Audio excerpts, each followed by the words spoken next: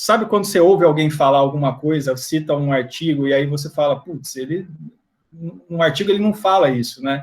Então, é uma coisa que a gente até recomenda para todo mundo, é você sempre buscar a fonte primária de quem falou aquilo, porque às vezes você ouve alguém citando um raciocínio, se embasando em algum conteúdo, e aí, se você às vezes leu aquilo lá, ou se você não leu, você vai lá e lê, você fala, não, mas peraí, ele não falou muito bem isso, né? E vocês vão ver que desses dois textos, principalmente nesse primeiro, vai ter muita situação dessa, assim. Então, esse primeiro artigo que a gente vai discutir, que é de 1977, foi o primeiro, e vocês vão encontrar sempre em discussão de modelo biopsicossocial, ele citando como o start dessa discussão de reformulação do modelo.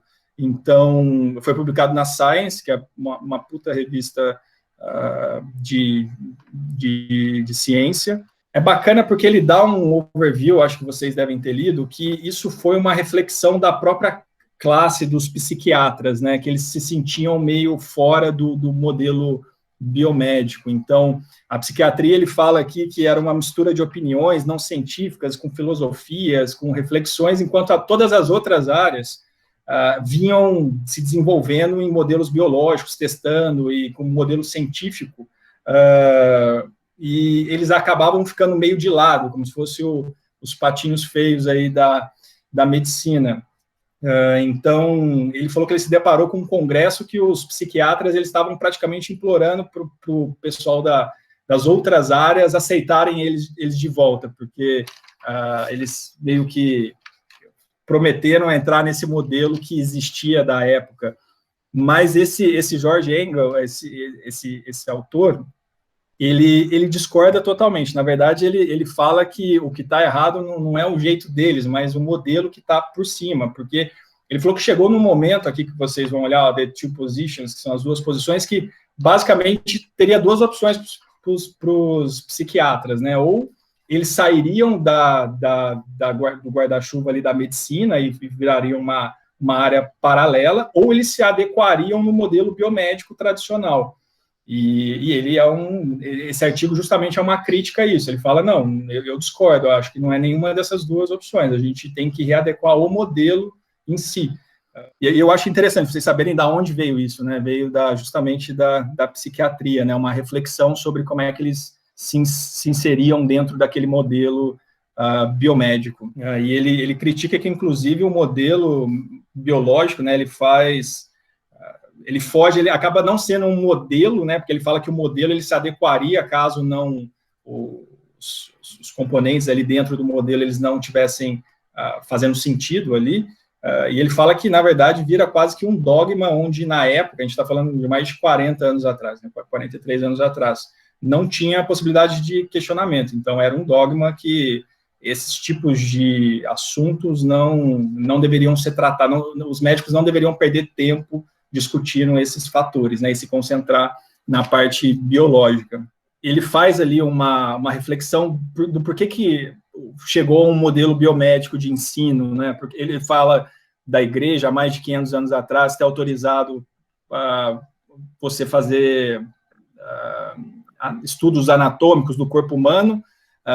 Imagina só, né, a gente está falando, a igreja liberou para poder, é uma coisa impensável hoje, mas naquela época tinha muita influência sobre universidades, enfim, as principais universidades daquela época eram todas vinculadas à igreja. Só que a igreja, ao mesmo tempo, ela falou que, mas não estudem a mente, não estudem a psique. Isso tudo tem mais a ver com a religião em si do que com a ciência. Então, ele fala que esse dualismo, né, de mente e corpo, da época da própria religião autorizar ou não, né, da igreja, na verdade, né, não da religião, influenciou uma da psiquiatria, dessa área de estudo da mente, ela não evolui tanto quanto as outras, né, na ciência. Ele fala também da questão dos cientistas da época, né, dos filósofos, dos físicos, né, de Galileu, de Newton, que usavam modelos reducionistas, né, que é bem aquela história de você fazer um experimento em uma parte e, baseado naquela conclusão, você infere sobre o todo. E que tinha, né, eles faziam experimentos que mostravam ali que funcionavam de fato, e todos, de alguma maneira, extrapolavam aquilo para tudo. o modelo biomédico, justamente, ele fazia isso, né? Ele fazia uma análise ali pequena, né, enfim, de experimentos, e fazia inferências sobre o todo, sem levar em consideração outros fatores. Então, ele fala disso, né, dessa dualidade corpo e mente da igreja, do reducionismo, desse modelo que era da época vigente, e que tudo isso fazia muita lógica ser o modelo biomédico, né, e não considerar os outros fatores.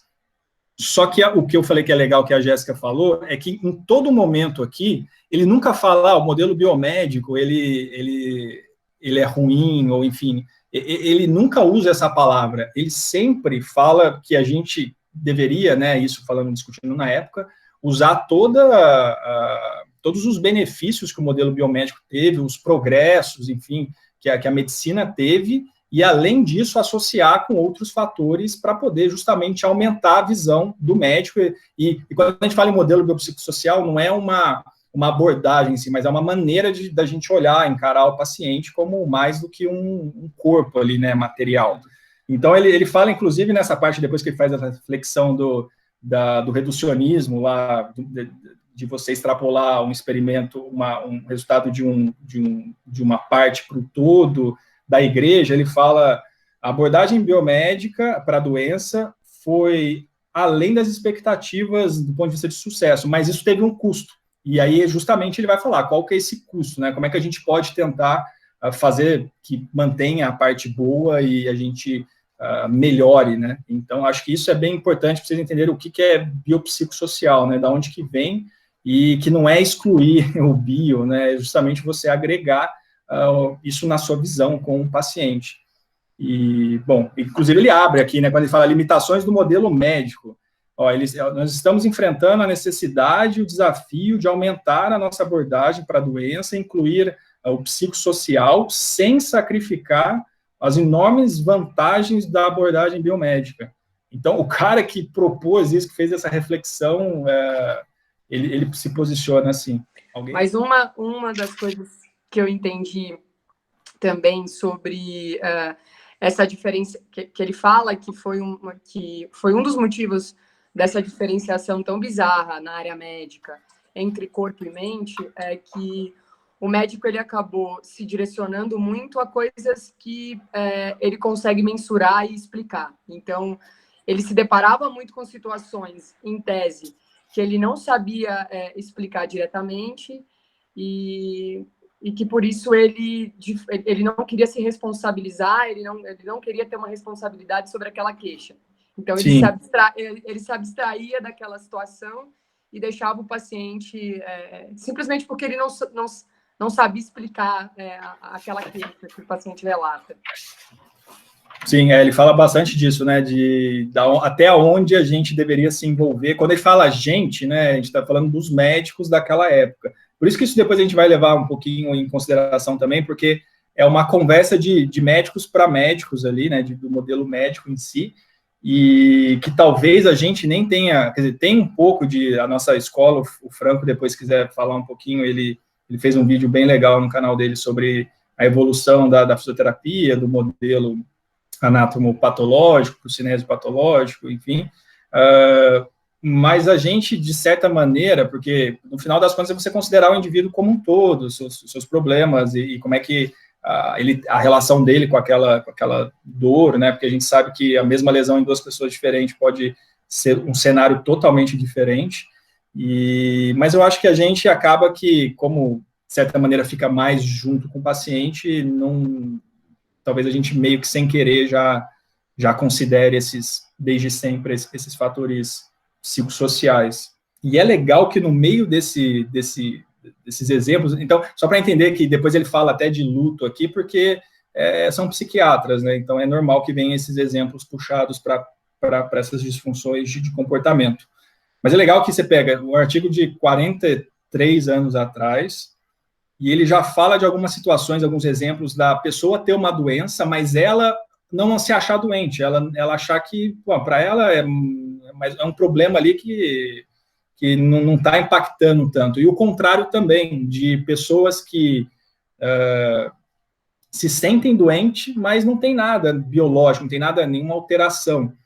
E eu estava até falando isso, acho que com o João e com o Vitor hoje, com o Vitor, que mal ele sabia que depois de alguns anos iam mostrar que realmente aquela coisa de nem sempre uma lesão tecidual, o tamanho dela vai ter uma correlação com a quantidade de dor, então não é porque vai ter uma lesão maior que vai ter mais dor.